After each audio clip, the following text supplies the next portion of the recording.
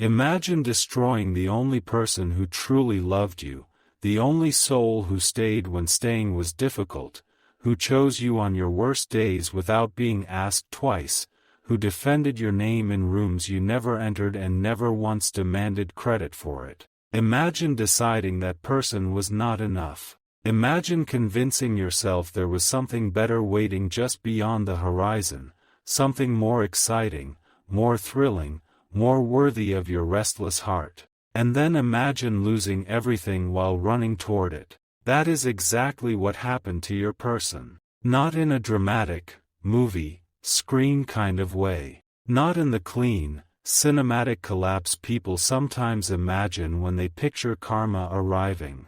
It happened the way truth usually arrives, suddenly, publicly, in a moment where escape was no longer possible. Your person got arrested at the airport while trying to leave the country, and the universe chose that specific moment, that specific location, to ensure they could not run one step further. And the terrifying part is not the arrest itself. The terrifying part is who they were standing beside when it happened. Someone who never loved them the way you did.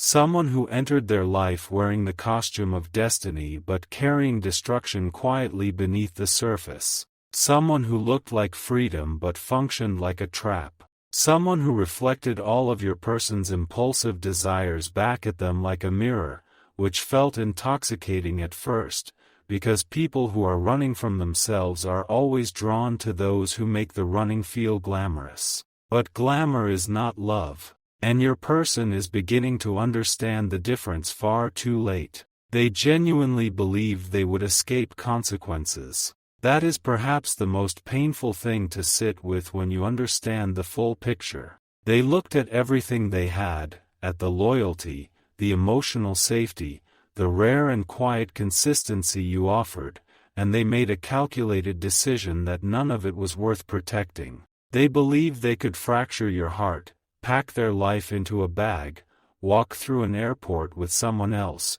and simply begin again somewhere the damage they caused could not reach them. They thought the universe would stay silent. But silence is never forgiveness. Silence is preparation. The universe was not ignoring what they did. It was simply waiting for the precise moment where the lesson would land with the most weight, in the most undeniable way, in a location that carried the most symbolic meaning possible. Because airports represent escape. They represent the promise of elsewhere. They represent the fantasy that a different geography can produce a different version of yourself, that if you just board the right flight, you can leave behind every consequence, every wound you caused, every version of yourself you are too ashamed to face in the mirror. Your person had been trying to escape themselves long before they ever tried to leave the country. They were escaping guilt, escaping accountability,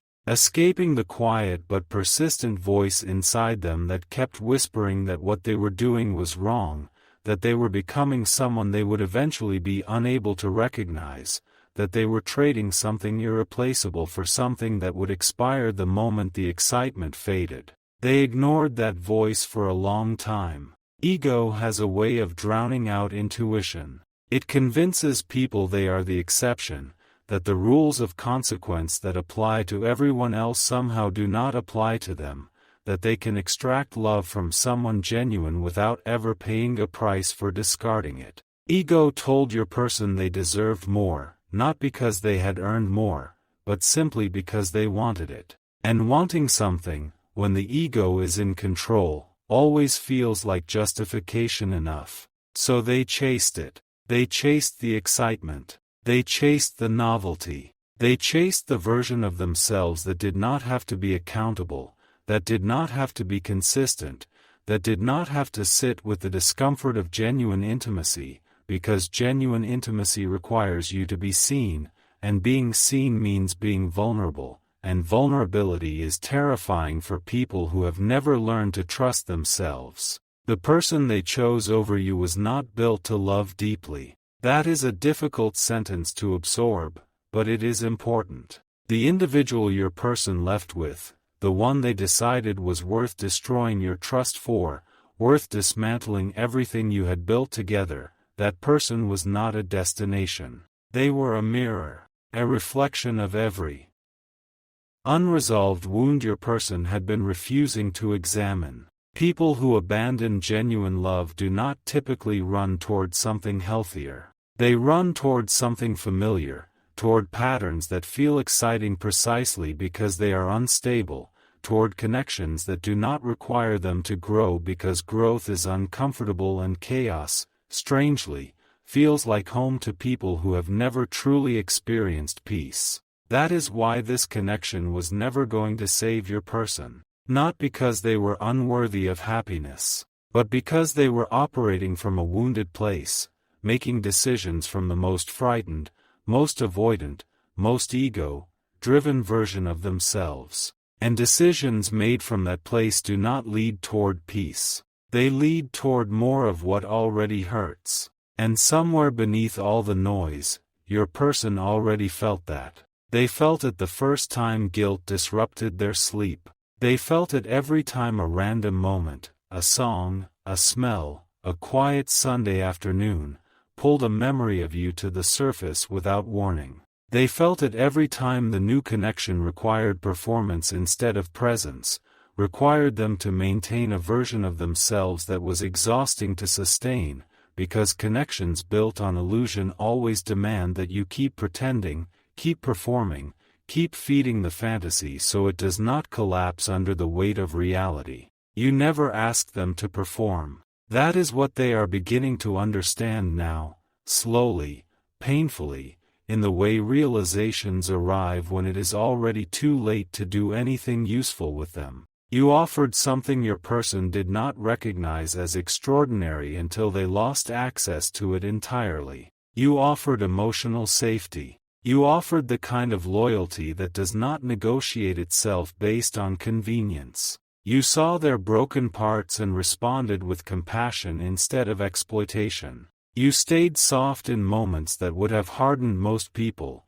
stayed present in moments most would have chosen to leave, stayed genuine in a world that consistently rewards performance over truth. And they took all of that and called it ordinary. They looked at your steadiness and mistook it for stagnation. They confused your loyalty with predictability, your depth with limitation, your genuine love with something less thrilling than what their restless heart was convinced it needed. That is what unhealed people do. They cannot receive the very thing they claim to be searching for, because the moment they have it, it does not match the version of love they built inside their own wounds. The chaotic, dramatic, uncertain version that feels more like the love they absorbed growing up, the love they came to associate with realness precisely because it always hurt. So they left peace searching for familiar pain and dressed it up as freedom. And freedom it was not.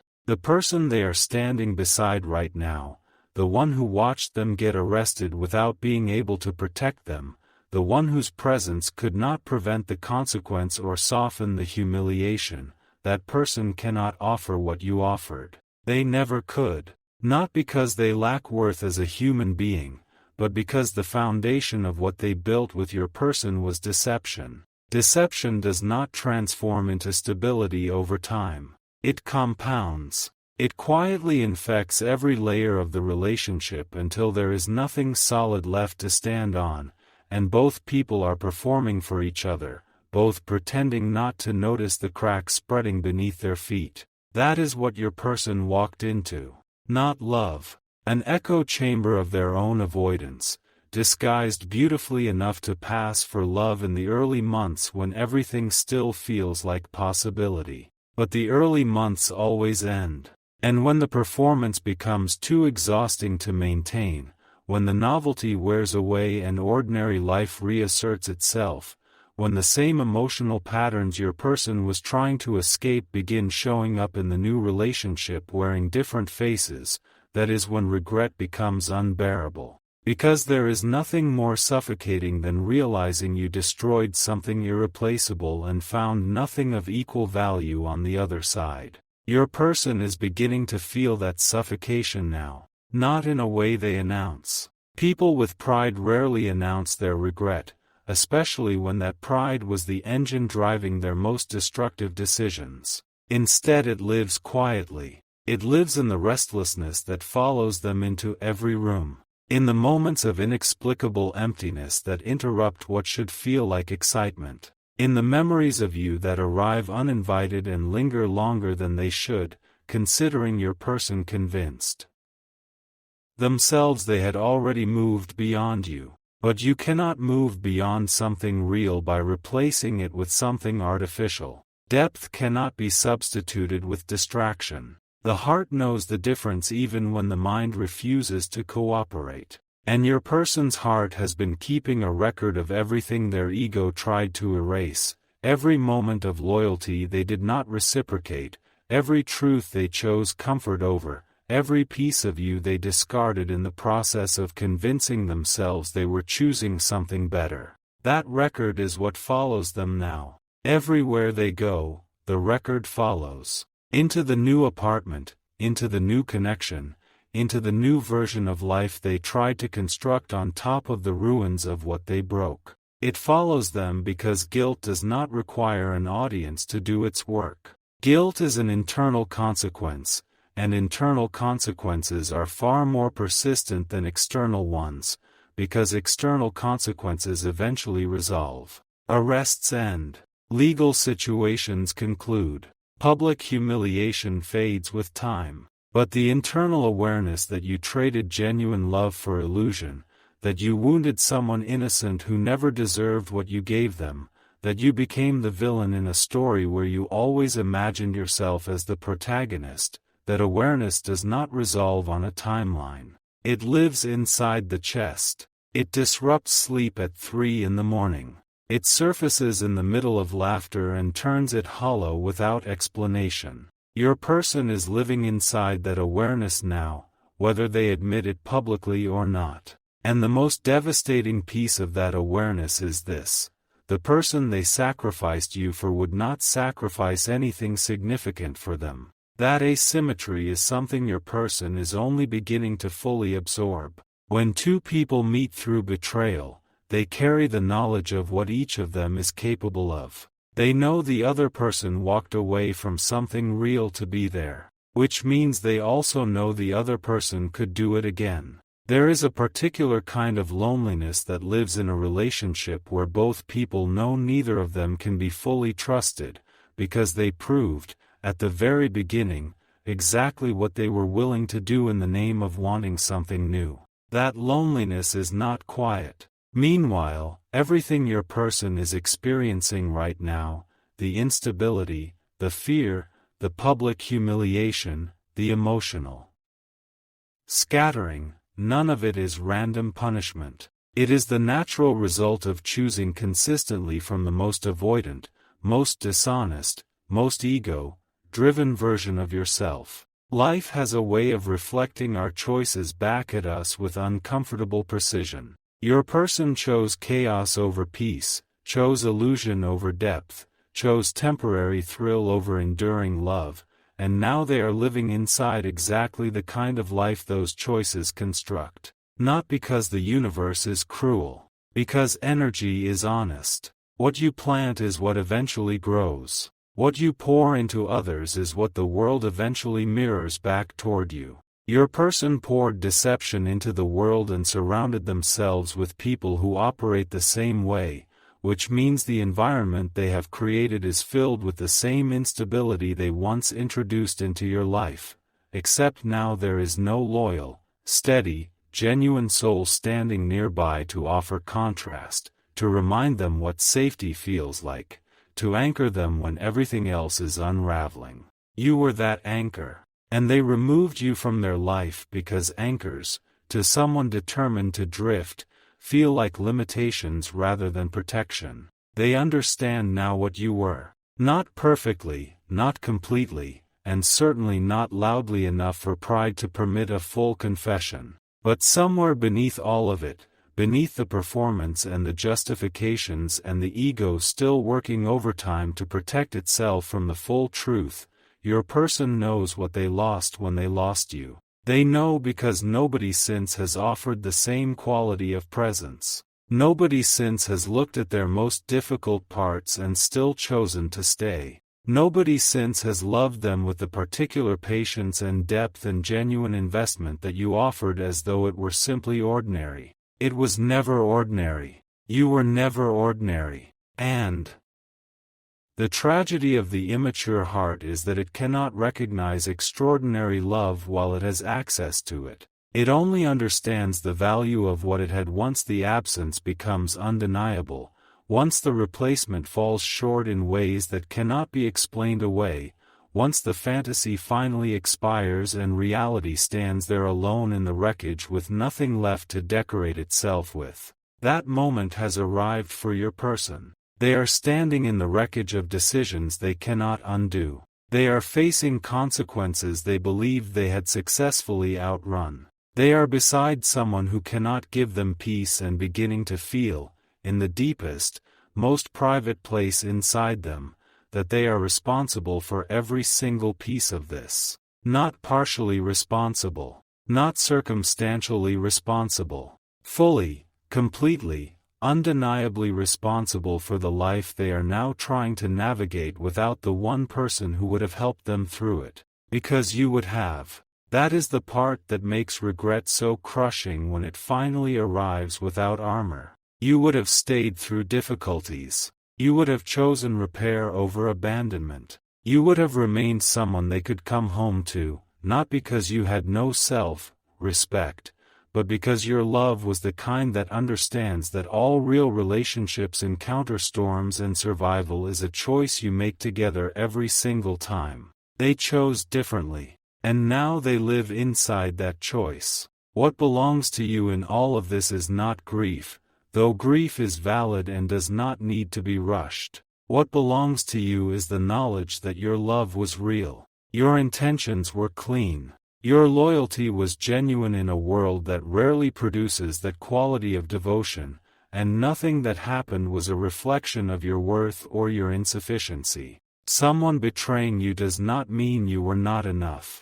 It means they were not ready, not healed enough, not honest enough, not brave enough to receive what you were offering and treat it the way it deserved to be treated. That is their failure, not yours. And the lesson being delivered to them right now, through the arrest, through the instability, through the slowly collapsing illusion of everything they thought they were choosing, that lesson belongs entirely to them. You do not have to carry it. You do not have to be bitter for it to be justice. You do not have to wish harm upon them for the universe to handle what you left in its hands. The handling is already underway. Your person will spend a long time learning what you already know, that genuine love is not replaceable, that loyalty is not transferable, that a soul who sees you fully and chooses you anyway is not something you find twice if you are foolish enough to discard it the first time.